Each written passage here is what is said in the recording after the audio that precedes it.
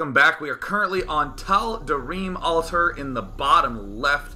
We see that there is none other than the blue player, coL.CrunCher. And in the top right is the festive red Zerg, the player who, despite his amazing aggression, lost last game. It is MYM.Mondragon. Take it away, Husky.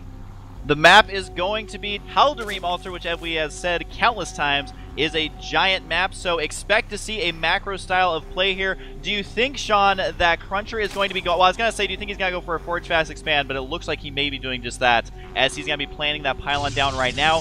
Most likely going to scout out right after that, because he needs to know, can I throw down a Nexus right away, or do I need a Forge and Cannons pronto? Definitely think that CrunCher is going to try to delay that Forge as much as possible. In a lot of circumstances, you want to throw that down on 12 or 13, same time that you would do with your typical gateway timing. However, on a map this large, sometimes players will try to get away with going for a 14 or even a 15-16 Forge just to try to sneak out a few extra probes, because it's so hard to get that extra pylon up when you do that early expand. So we're seeing Mondragon now. Looks like he is making a lot of drones. Nothing really has been produced, and ooh, he might be going for a very fast early expansion.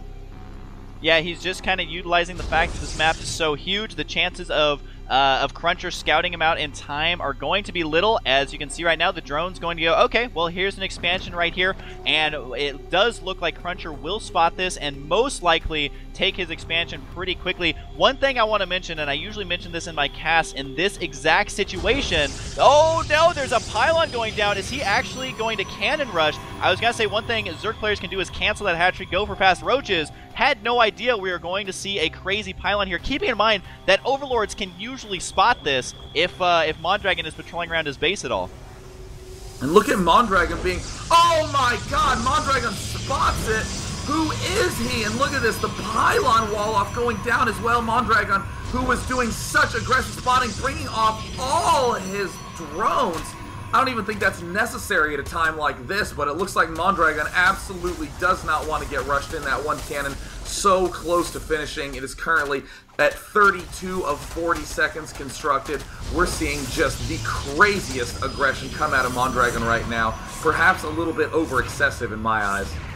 Yeah, using those drones, you're just sitting there having a dance party, not able to kill the cannon, let alone kill the pylon or do any sort of significant damage here. And so he lost a lot of mining time here, Sean. This is going to be extremely difficult to hold off. I mean, it's difficult to hold off by yourself, but when you have your drones just sitting back, not doing anything, that makes it that much more difficult. There's currently 3 cannons being warped in, and it is going to be a total of 4 cannons, keeping in mind that Mondragon allowed this expansion to finish instead of canceling it and going for roaches or anything like that. And now he is losing drones. They're trying to have their little boxing gloves on. Can't even take out that cannon right now. Wow. This is looking very bad for Mondragon. Mondragon trying to build those spine crawlers up, but that huge overreaction with all those drones at the start. He needed those drones for cannons 2, 3, and 4, not for that first cannon that was walled in.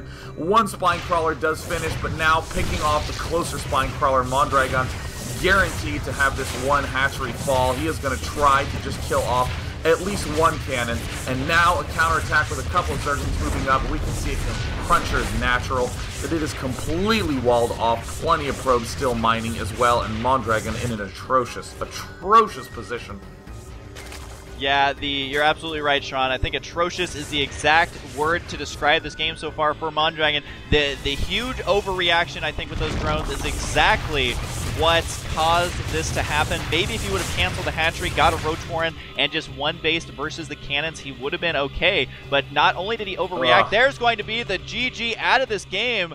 But I think it was 2 major things: the overreaction with the drones and the inability to keep his natural secured and safe. He didn't even cancel it, so he didn't get that money back. And then when he finally had the spine crawlers down, it was too late. He was able to kill 1 cannon, but there was 3 right behind it that were in range of the hatchery out of range of that spine crawler. And again, if you guys are wondering what exactly happened there with that first cannon, he had it positioned in a way that only 2 drones could hit it after placing down pylons to make a little wall there. I'm looking at the replay, and it looks like more drones would have been able to surround it, but the positioning and the pathing was way too good for CrunCher. This is obviously something that he had prepared for, because the positioning was just too good for him to come up with it on the fly.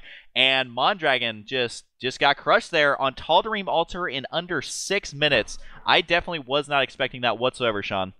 Ugh, I mean, I really, that just stings to see a game like that play out, because, Mondragon, if he lets all those pylons finish and that first cannon finish, all that he's sacrificed is a little bit of positioning. And in that spot, Mondragon could have just pulled 6 drones off and delayed cannons 2 and 3 and gotten those spine crawlers up in time, and there would have just been a giant wad of useless cannons in his main base. But instead, Mondragon pulled almost all his drones at the start to try to pick off those pylons and the cannon. I really, really think that more Zerg players need to view the cannon rush as a potential huge gain. Wow, if I can let these finish and guarantee that they don't really do much, my opponent will have lost hundreds of minerals. So, I mean, really, Mondragon needs to just have a little bit more calm in a situation like that. I definitely think that it was a lack of preparedness, because, I mean, who builds cannons down there on that map? Yeah, and we have seen this before recently with MC doing that one was on Shakira's Plateau, where he did proxy gateways against Whiterot, and it's definitely something that a lot of pro gamers are starting to mix into their build orders. And it may not be something that they practice on ladder too much, but when you're in a series where you have to essentially potentially play your opponent 5 different times, you want to have different build orders prepared so that you're not predictable. And I think CrunCher was showing us there that he is not going to be a predictable player. He went from a huge macro defensive style play where it was very obvious to his opponents, I'm going to take 3 bases, I'm going to sit until I'm comfortable moving out. And that was spotted by Mondragon right away. And then in this game, I mean, Mondragon really didn't see this one coming at all. So CrunCher playing a very creative way of playing, and at least that he's using completely different build orders and, really utilizing his abilities in a best of 5 series. You got to remember, best of 5 in a tournament is completely different than on ladder. And so it takes a completely different, playbook here, and CrunCher's doing just that.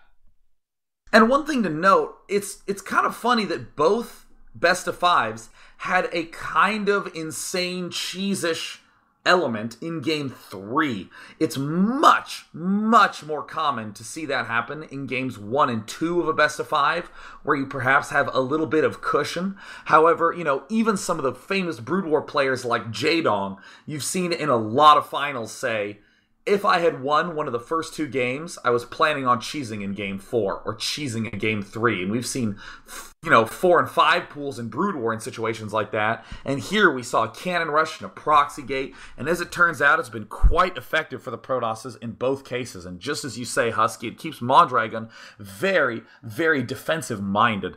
So the next map is going to be Metalopolis, a big macro map for Zerg. And for CrunCher, he's going to have a hard time taking a 3rd base, because now all of a sudden, not only can you attack the 3rd base and the natural from ground, but the main is still vulnerable to those drops.